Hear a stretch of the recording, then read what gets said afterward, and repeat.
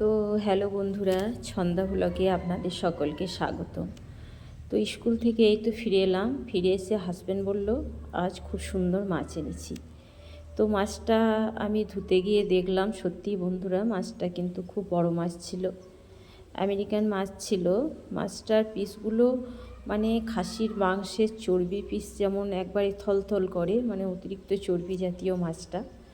তো এবার আমার মুশকিল হয়ে গেল কি, ছেলে বলছে মাছের টক খাবো, আর হাজব্যান্ড বলছে এত সুন্দর মাছ এনেছি, এই মাছটা হয় রুই পোস্ত যেমন করে রান্না করো তেমন রান্না করো, নতুবা গা লাগা লাগা কালিয়া খাবো।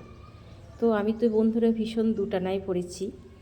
হাজব্যান্ডের চিকেনের রুচিটা কম, আর ছেলে আমার চিকেন মটন ডিম খায় না, ডিম মাছটা কম খায়, তবে খায় না একেবারে সেটাও বলা চলবে না, মানে সর্বভুক যা পায় তাই খায়, তার মধ্যে চিকেনটা একটু পছন্দ করি। তো আমাদের মাছ ঝালতে মাছ কালিয়া যাই হোক সেই দিয়ে ভাত খেয়ে নিই, হাজব্যান্ডের চলে না। তাই কালকের একটু ছোলার ডাল ছিল, সেটা গরম করে দিলাম, আর মাছগুলো আমি হাফ চাপিয়েছি, বড় বড় পিস আছে, তো যে কারণে একসাথে জগা খিচুড়ি করে ভাজতে গেলে ভেঙে যাবে। তো হাজব্যান্ড আমার একটু, আমার সাইকেলটা দেখেছেন আমার ভাঙা সাইকেল, সেটা নিয়ে আমি স্কুলে যাই। তো স্কুল থেকে আস্তে আস্তে পাশে একটা ডিসপেন্সারি আছে, একটা ডক্টর হাসলো এবং মানে মজা করে বলল ব্যঙ্গচ্ছলে যে দিদিমণি সাইকেলটা এবার চেঞ্জ করুন। তো আমি হাজব্যান্ডকে এসে বললাম, তো এরকম বলল, হাজব্যান্ডের মানে একটু খারাপ লেগে গেল, পেস্টিজে লেগে গেল। তো এতদিন আমি বলে বলে পারিনি, আজ ডাক্তারের কথাটা বললাম যে আমায় দেখে হাসলো, ম্যাডাম এবার সাইকেলটা চেঞ্জ করুন। তো সাইকেলটা নিয়ে হাজব্যান্ড সাইকেলের দোকানে গেছে, আর আমি ততক্ষণে হাফ মাছ ভেজেছি। তো আমরা 6 পিস ভেজে আজ কালিয়া হোক রুই পোস্ত হোক যেটা হোক করব।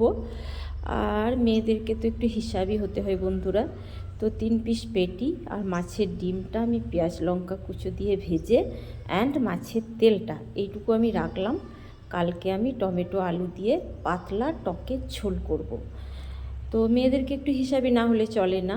আর বেগুনে কাঁচা কলা শুক্তোতে দিতাম, কিন্তু আমার কাটা হয়নি, আর আমাকে চাপাতে হবে, অনেক দেরি হয়ে গেছে, হাজব্যান্ড ছেলে খাবার জন্য দেরি করবে। তো যে কটনি কাটা আছে, যে কটা কাটা আছে সেগুলোতে একটু সয়াবিন বড়ি দিয়ে একটু সবজিটা করে নেব, কারণ বেগুনে যায় দিন, তার সাথে যদি একটু বিরিকলাইয়ের বড়ি পড়ে যায় শুক্তো টাইপের, ও অটোমেটিক টেস্ট খুলে নেয়।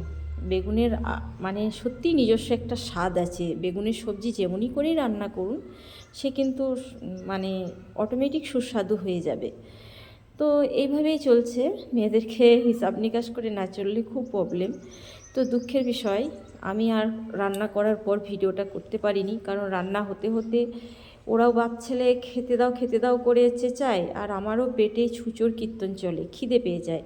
তো এই দেখুন খেয়ে দিয়ে হাঁড়ি ধুয়ে নিয়েছি, এক মুঠো ভাত আছে যেটা রাতে আমি পেটেই রেখে দেবো, কেনা চাল সেহেতু ধরুন ফেলবো না আমি। তো এইটুকুনি, আর মাছের কালিয়া বেঁচেছে 3 পিস খাওয়া হয়ে গেছে, 3 পিস আছে।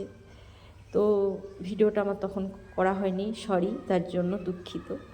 তো সকলে ভালো থাকবেন, শুভ দুপুর, সকলের সুস্থতা কামনা করে আজকের ভিডিওটা কিন্তু আমার এই পর্যন্তই। থালা বাসন সব চকাচক করে ফেলেছি খেয়ে দিয়ে, তারপর আমি শেষের ভিডিওটা করলাম। তো সকলে ভালো থাকবেন, টাটা বন্ধুরা।